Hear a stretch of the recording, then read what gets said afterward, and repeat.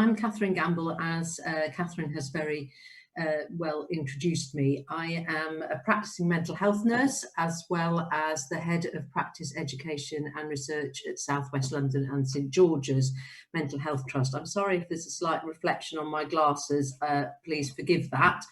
I've worked with hundreds of different people in my 30 odd years as a mental health nurse who have very severe and depression, and also who have attempted to take their own lives, as well as working with people where it's with my area of expertise is working with people who have severe mental health problems, that being psychosis, schizophrenia, bipolar disorder. So this comes from my opportunity to say, you know, what are we looking out for, or how can we assess and also support people who are potentially in that or experiencing suicidal thoughts, or having depression, or on the road to experiencing that. We know at the moment during the pandemic that we have the biggest crisis looming in mental health than we have ever had. We know that the Society of Occupational Medicine has just recently done and published a report on the mental health and well-being of nurses. We know that the previous report from the Office of National Statistics that brought home the results of the 2011 to 2017 is that we know that around 300 nurses took their lives from suicide in between 2011 and 2017. We know that female nurses are particularly more vulnerable, and that we know that normally the age group of that is around the sort of mid-40s, early 50s. There's lots of variables about why that might be, but you can't forget that there are all sorts of different things happening for women at that stage. They're going through perhaps major life changes, both hormonally through menopause, but also through a change in life expectations, in that perhaps they're working in environments that wouldn't necessarily are being judgmental around their age and what their needs are. And also that we know that statistic, there's about 23% of nurses are more likely to take suicide than their other counterparts in other occupations. So we're right to think about this now, and we're also, I'm very open to asking.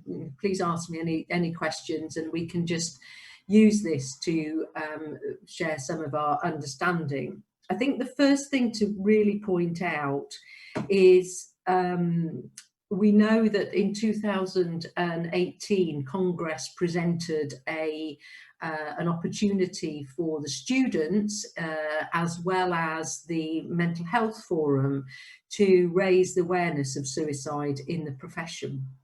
And because despite previous Congress debates, there remains significant gaps across the services, and we know that people tend to not know what to say, how to interact, or how to intervene and also support. So we are no different than other members of the general public. We know that the NMC education standards, for example, that if the RCN hadn't got involved, that they wouldn't have necessarily have placed suicide at the top of the agenda in relation to teaching all nurses the importance of knowing and recognising the signs and symptoms. So what I want to just use this opportunity to do is also raise the awareness of our Black and ethnic minority colleagues. We know that nationally, in the national statistics, I sit on the National Suicide Prevention Group, which is chaired by Professor Lewis Appleby. And one of the things that I noted when I first arrived was that actually Black and ethnic minority stats are not recorded when somebody takes their life, or that they're not normally recorded by coroners. So it's difficult to actually know how many of our nurses are from different backgrounds, and what actually their culture and the diversity of the group is. But we do know that the high levels of racism, the high levels of bullying for that group, make them a very highly an area of need, because we all go through challenges in our lifetime. But if you come from a Black and ethnic minority, you are more likely to have experienced harassment and bullying, and therefore it goes hand in hand that your self-esteem will be extremely low, and that you will also be vulnerable to depression and suicidal thoughts. It's notable in the Society of Occupational Medicine's report that has just come out a couple of weeks ago, which Donna Kinnair commented on. It was notable that that report looked at the greater risks to nurses' mental health and well-being, and they've talked about all sorts of different vulnerabilities there, and also why that is, not just because they're expected to do so many hours of working, we're not well paid, there's all those elements to it. But also we've got to, you're thinking now about those students as well that are coming into the profession. There are all sorts of reasons why students come into wanting to be nurses, but we also know that mental health nurses, through a study that we've done with members, has identified that a lot of people come into mental health professions because they are particularly, either they've had experience of mental health problems themselves, or know someone, or they have somebody in their family that has. So they know that that's one of the things that bring people into the profession.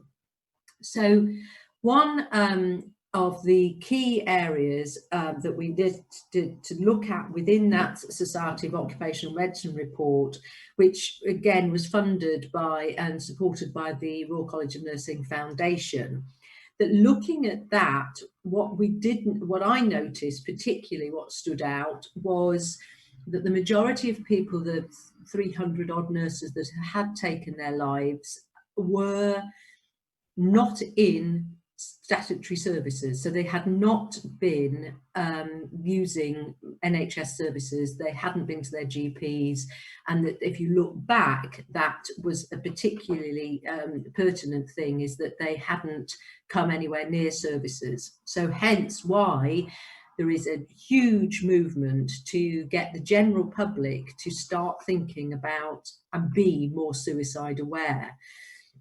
So what's to spot? Well, first and foremost, we know suicide is a leading cause of death in adolescents. That's one of the biggest reasons that we lose adolescents.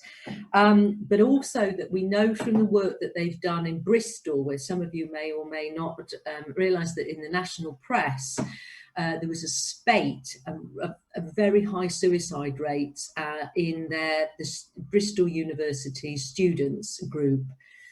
And we do know that exposure by death by suicide, so you may know a friend, or it may trigger suicide behaviour, thoughts or actions. So it's known as a contagion. And that also happened a few years ago in Wales, where there was a spate of people who took their lives. And so a lot of that work has been done in Bristol, and the first things they do is often recommend people to go to Samaritans. But I have to say, on a sort of personal note, someone who has at some points experienced depression, that wouldn't necessarily be the first place to go. So if you are feeling low, it's the sort of conversations, if you're doing a review with somebody or helping them with a literature review, it may well be that they might start to say things that are a bit odd, that sound like, oh, I haven't been out with friends for ages, or all I do is sit at home and study. Signs of isolation, breakup, and friends breaking up or moving away. So people moving away from home, new stressful situations, the lack of stability. So if somebody has suddenly found themselves not being able to cope, living alone or being at home, we know that triggers like breakups, so relationships with girlfriends or boyfriends or partners, and also high use of alcohol or drugs. If somebody starts saying, "Oh, God, I'm hungover," but not saying it in a way that makes you think, "God, they've had a good party," or just in a way that makes you think, "Ooh." But also rejections. We know that when you're already feeling low, if somebody rejects you, perhaps your exam results aren't as good as you thought they would be, or somebody on a placement has said something derogatory or that hasn't gone well, then students aren't necessarily going to talk about that, but those are the sort of triggers. The other sort of things that you'll notice is that people with quite high levels of depression, and as things go on, is their self-esteem will be very low. And when I talk to them as a mental health nurse, one of the first things I look for is their ability to have eye contact with me. Because often, people do talk about the eyes being the windows of the soul. Well, it's particularly if you've got a very low self-esteem, it's extremely difficult to give eye contact to somebody. You will also be able to understand their levels of concentration. Often that can manifest itself, and perhaps students might say it's dyslexia. But it's something about not being able to concentrate on the task in hand. If you're going through with somebody with the literature review and they really can't handle the processes involved, there's something there to just say, "Are you all right?" And give them that time. Just stop a moment and just say, "Are you all right?" And don't necessarily expect an answer. There's something about using I language, so not the third person. You seem down, sounds quite critical to people. So I've noticed that this seems a bit of a challenge at the moment. Perhaps I can help you find another time to do this. Or I'd like to hear what's happening for you at the moment. Sounds very different to then saying you don't seem to be yourself, because that sounds blaming, and more likely that it will be heard as blaming. So one of the first things I do whenever I teach families or whatever is to try and, as much as possible, talk in the first person using I language. So that will mean that there is an opportunity for people to be more likely to respond to you. The other thing is about praise. When you're very, very low and you're full of low self-esteem, you're very unlikely to hear any positive comments that are said to you. So it takes practice to get used to hearing that. And sometimes just having lovely conversations with a librarian, or having a conversation with somebody who wouldn't necessarily be in your own social networks is such a tonic. Because not that I'm thinking that perhaps you might think that I'm asking you to be counsellors. No, I'm asking you just to be a bit aware of that language content, and also to do some signposting. We know that there are certain triggers that talking matters. We know listening is really valuable for people who are feeling low and suicidal. You may well have noticed there are certain phrases that people do use, which I've already hinted at. So things like, "Oh, I don't feel I'm any good at that. Oh, I can't do that." Or, "No, I haven't been out for ages. I don't think I know that's, no, that's not, no." And there's something about people repeating things, and also perhaps using language a bit out of content. I know a non-mental health nurse once commented to me when I didn't realise that I was actually falling into a level of depression. And he just said to me, "Do you know you use the same word about 400 times?" And I hadn't noticed that there were certain things that I was saying over and over again, because I had got into a repetitive, and I was very low, and not noticing that actually quite a lot of things that I said didn't really make that much sense. So As I said, studying alone, people often talk about feeling like an alien, that you don't see the sunshine, you see grey. You don't see, even on a sunny day, that there is hope or optimism. You will probably, when people do come out of depression, they often will talk about their heads being so full of negative thoughts and worries that they can't hear what anybody else says to them, hence the why it's so useful to ask open questions. So what's happening for you, rather than closing people off and say, yes, I've heard what you've said.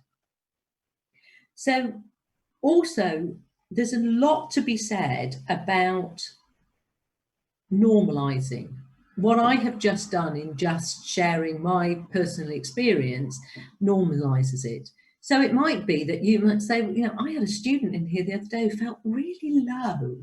I was able to talk to them about it, and just enough to say that, and that's facilitating something that you would be able to then signpost people to. So there is the Samaritans, and that immediately makes you think, oh God, I'm really, really low. But there are things like the big white wall, and there's also this the Zero Suicide Alliance, and on the RCN website that I know we're going to share as part of this exercise is an opportunity to see the Laura Hyde Foundation, where they have been set up post Laura's death by suicide.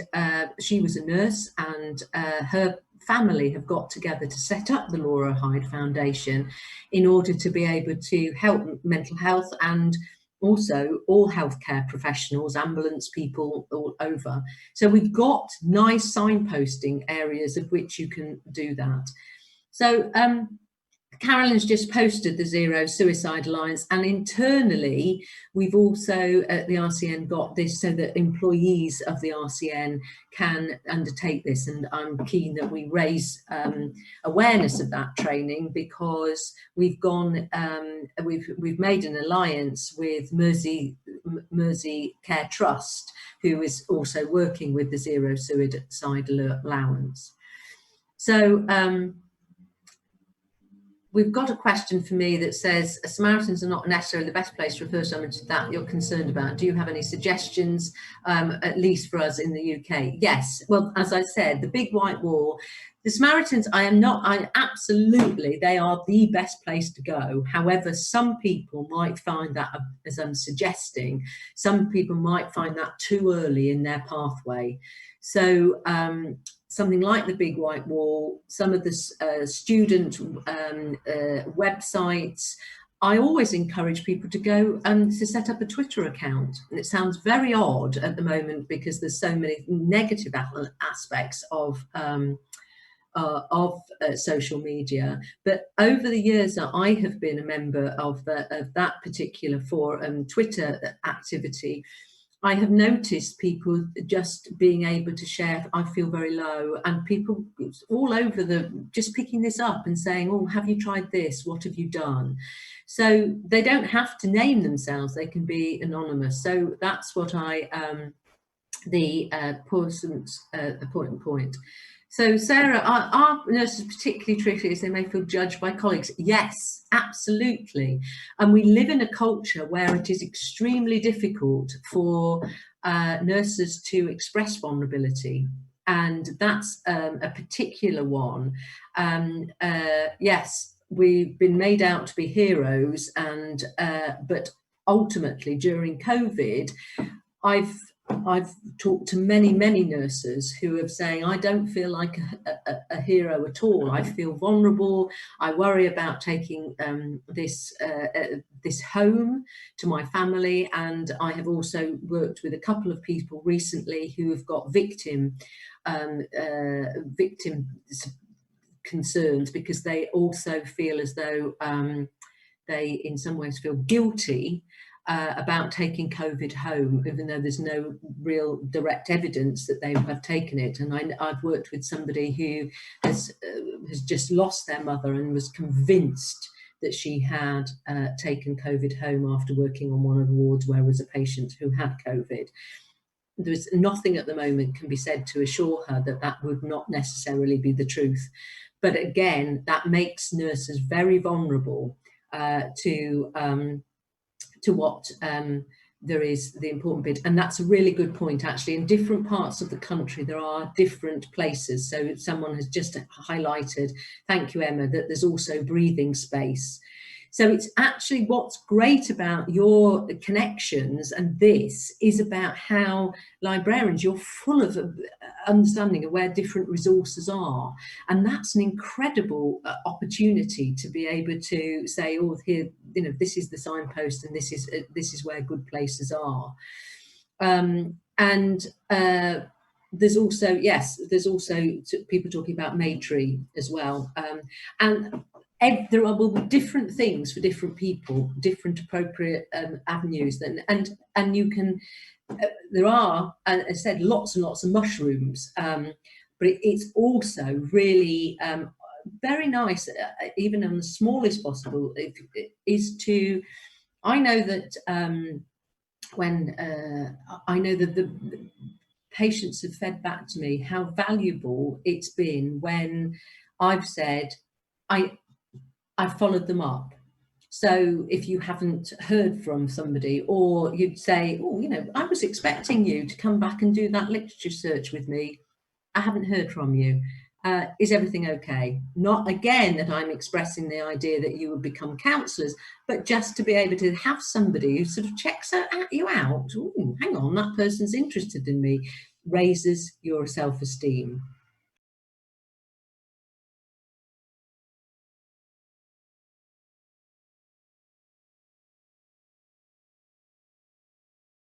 It's those doubting, self-doubt messages that I referred to. It's those perhaps not being able to look somebody in the eye, being very quiet, being just sort of quite chaotic. You know, you will have seen them sitting in, you know, with lots of paper, trying to, or they'll be looking very studious, but nothing seems to be happening. It's hard when you're working with a computer, but you can see, you know, people coming in with more bags or carrying stuff that they don't necessarily need.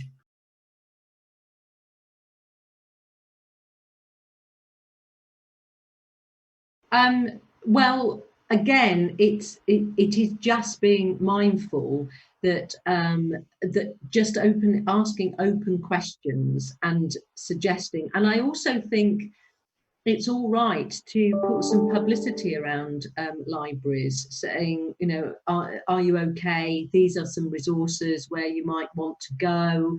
I know that they've done a lot of networking in Bristol universities to support that. And I think there are some lovely opportunities to join up together and to see what others are doing in sharing good practice.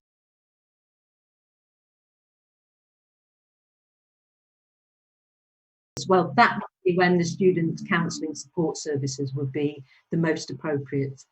And I am aware about eye culture being an issue in different cultures, because obviously we know that some of the families that I've worked with over the years wouldn't necessarily give each other direct eye contact, but you can tell there are certain things. I know some of our Asian colleagues and some Asians will not even have depression in their language. So there are things around what's the impact this is having questions about that, rather than perhaps asking the why question, because why is often extremely difficult for people to reply to. Why is this happening? What's happening? But it's about what's the impact. Tell me about your you know, what's happening with your grades. Are you, you know, is this affecting how you're feeling at the moment? And then that can provide a trigger to be able to think, right, I'll assign that. And if somebody can engage with you in that conversation, that can be extremely beneficial.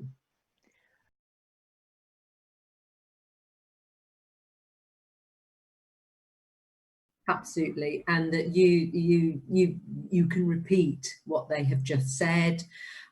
You can demonstrate that, as you just said, that was a really valuable question. Can I ask you to tell me a bit more about that? So you absolutely, you are encouraging people to open up a bit more.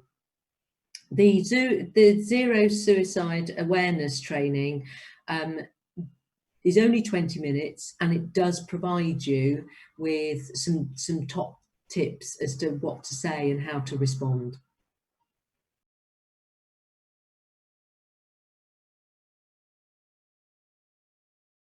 I will refer to your governance processes, but I would also be aware that that's a safeguarding issue. So I would alert to, it might be that you could follow up and on the chat or in an email to say, I was a bit concerned that you were expressing feeling very, very low. Would you like me to help in any way? These are some of the links that I would suggest you go to. And have you found yourself with any, have you thought of thought of finding any help for yourself? Because it is extremely difficult, but it would be, I know that when people are in secondary services, for example, and that would happen, I would immediately raise a safeguarding concern, and that would go through my local safeguarding lead and then on towards to being referred to further investigation. So I think there is, I don't know enough about, forgive me, I don't know enough about library governance policies, but I would imagine that there must be some safeguarding concern, governance area that you could raise it from there. Yeah, I know that it's happened, as I said, in because it's cyber world, we've had this in secondary services when people have been on cyber supposedly having mental health assessments, and there's got family members in the background being either subtly or very blatantly abusive towards the person who was having support, which we wouldn't necessarily ever see in that context before, but because now we're privy to people's homes and their activities in this way, it is a very different arena. And I would hope at some point there is an opportunity to look at it in more depth as to what actually we'd all do in these circumstances. Thanks for that. We've got one last question, but before I ask that of you, Cath, I will say from my personal experience, the different types of places I've worked, whether it's an NHS trust or a university, there usually is some kind of internal safeguarding. I have had to refer to a departmental safeguarding at a university once because of concerns for a student. So it's well worth looking into policies there. Yeah, and I would agree. It's and it will help you feel safer, so that you're not left with underlying worries about what to do next. I mean, I have to say, mental illness, all these things breed on isolation, and the more we can expose and support people to talk about it, the less likely people are to feel isolated and become isolated by the actions of either themselves or others.